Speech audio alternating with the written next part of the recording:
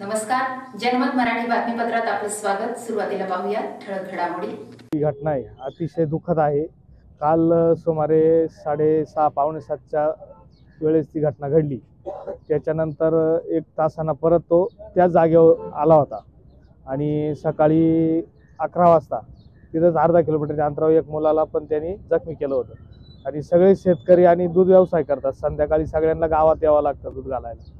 तरी गव्हर्नमेंटनं याच्यावर योग्य ती कारवाई करून त्यांचं नियोजन केलं पाहिजे आणि लोकप्रतिनिधींनी तो आवाज उठून त्यांच्यावर एक नवीन कायदा करून त्याच्यावर काहीतरी ठोस निर्णय घेतला पाहिजे।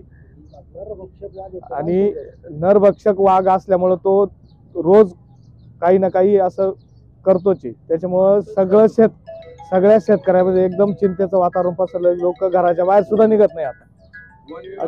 आणि वन विभागाचे अधिकारी रात्री तिथं होते।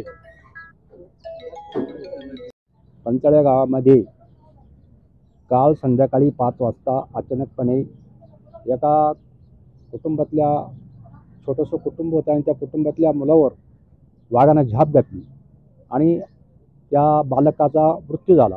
हे बातमी सर्व गावाला कळली आणि सर्व गाव आज दुःखित आहे, दुःखाच्या ह्याच्यात डोंगरात सापडलेला आहे। तरी पण गव्हर्नमेंट सरकारनं त्याची दखल घेतली पाहिजे।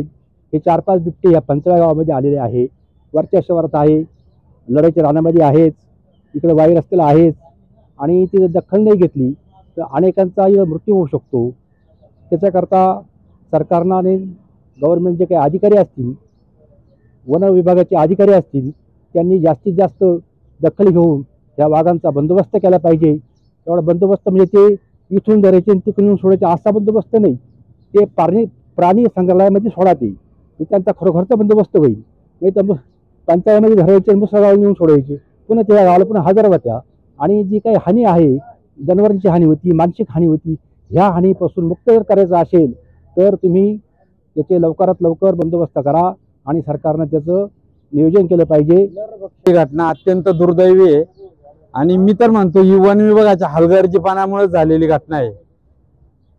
काल विकास बिरे आणि अजून 2-3 जणांनी वन विभागाला फोन केला होता। त्यांनी उडवाउडीचे उत्तर देऊन पिंजरा लावण्यास सांगूनही टाळाटाळ केली। दिनकर माळुदे यांच्या विहिरीजवळून चांगदेव माळुदे यांच्या मकात वाघ गेला, त्यावेळेसही फोन केले पण कोणी त्याच्याकडे लक्ष दिलेलं नाही। तरी लोकप्रतिनिधींना विनंती आहे वन विभागाकडे लक्ष देऊन त्यांना कारवाई करण्यास सांगणे। पंचायत घडलेली ही घटना अन्य कोणत्याही गावात घडू नये अशी वन विभागाला विनंती नाही, वन विभागाला सांगणे। लोकप्रतिनिधींनी याच्यावर लक्ष देऊन वन विभागाला धारेवर धरण्यात यावं असं मी विनंती करतो लोकप्रतिनिधींना। ही घटना आहे अतिशय दुःखद आहे।